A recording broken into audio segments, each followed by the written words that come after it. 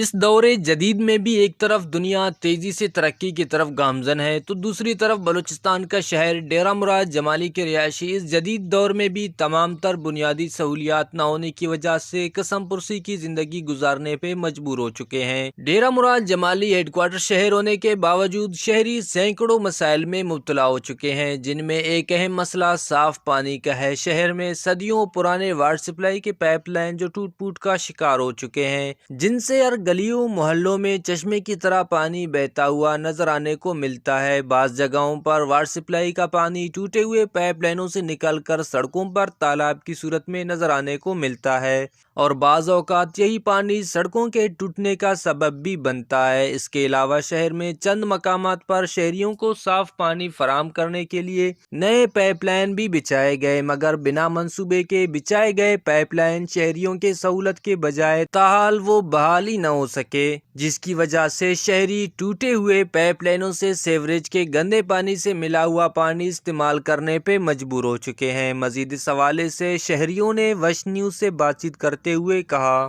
جی تاکہ خبر گزشتہ کئی سالن سے یہ پانی جو مسئلہ ہلے پیو،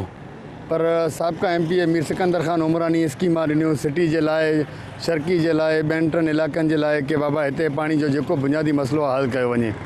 पर PHU जे तरफ़ों जेको एक्शन आयल आहे उहो नथो चाहे कि पाणी जो मसइलो हल थिए। किथे बि उन्हनि पाइप विछाया आहिनि, अॼु ताईं पाणी जो मसइलो बहाल न थियो आहे। लखें रुपयनि जी स्कीम आहियूं, करोड़नि रुपयनि जी स्कीम आहियूं, कॾहिं लाइन भॻल आहे, कॾहिं ट्रांसफार्म सड़ियल आहे, कॾहिं जिते पाइप लाइन जो खुदाई हले थी।